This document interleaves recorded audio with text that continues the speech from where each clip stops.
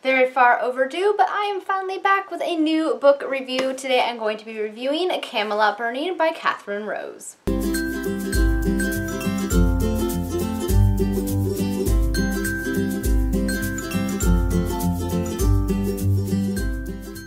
Hi guys, it's Sam and I am here today, as I said in the intro, with a book review. It's been forever since I've done a book review, far too long. I was trying to do more of these this year and it hasn't happened. Hopefully that will be rectified as the year goes on. But regardless, I am here today with a review for Camelot Burning by Catherine Rose. So Camelot Burning is unusual in terms of Arthurian retellings, and that is a steampunk Arthurian retelling.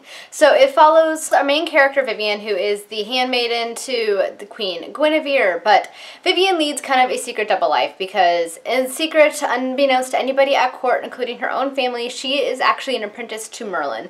And Merlin, at this point, magic has been completely outlawed and banned in this world because in order to use magic, you have to steal it, and it does horrible, horrible things. So Merlin's given it up and instead has employed the mechanical arts, which is where the steampunk element comes in, that he has come to Europe from the Middle East. So he is invested into making things, making mechanical things, swords, like all sorts of things. She's an apprentice to him.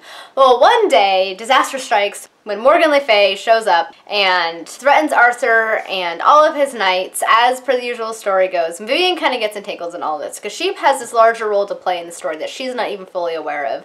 There's something about her that Morgan wants, and some people in court may actually know why this is, but she doesn't. So she's kind of caught up into the middle of this, and she has to help Merlin protect Camelot and Arthur and all of the knights from the evils that Morgan will wreak upon all of Camelot, and how she navigates those dangers. That is what Camelot Burning is about.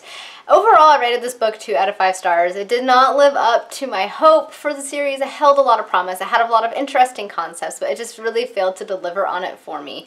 Among the things that I didn't like, I felt like I was dropped into the middle of the story, so I felt like we were not getting the whole story. There were times where I would read it and I was thinking I was literally missing pages because stuff just wasn't making sense. So it was very, very choppy storytelling. It was kind of all over the place. I feel like she should have started at point A, but instead she started at point B, so you were missing a lot of backstory that really would have been helpful to have and things like that. So that was really disorienting and something I didn't like about the book. The other thing I didn't really like is that all the characters were extremely flat. They all lacked a lot of personality. They're all the same cookie cutter characters, so they're all kind of vaguely the same. They lacked a distinct personality, and that was really kind of discouraging. It just didn't allow you to get connected to any of the characters. And the romance in the book between Vivian and Sir Lancelot Squire was very, very stereotypical and predictable. It lacked a lot of depth. I didn't really feel very attached to the romance or like rooting for them in any way. It just kind of lacked a lot of emotion.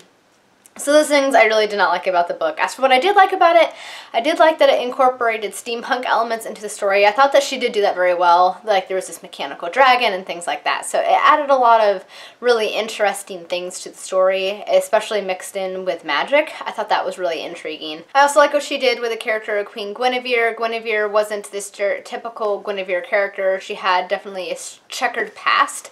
I would have wished that she would have kind of delved more into that. She really didn't. She kind of touched on it, but she didn't really explore it very much. So those were some of the things I really liked about the book. The book held a lot of promise. This is the first book in a series. I thought it held enough promise that I'm willing to give the second book a go, because sometimes, you know, first novel syndrome, it just doesn't work very well in the first book, but sometimes the later books will be quite good. So I'm willing to check out the next book. I believe it comes out next month or in July. It comes out pretty soon here. So I will let you guys know what I think of it when I get to that one, but this one just did not live up to my expectations at all. I was very, very disappointed.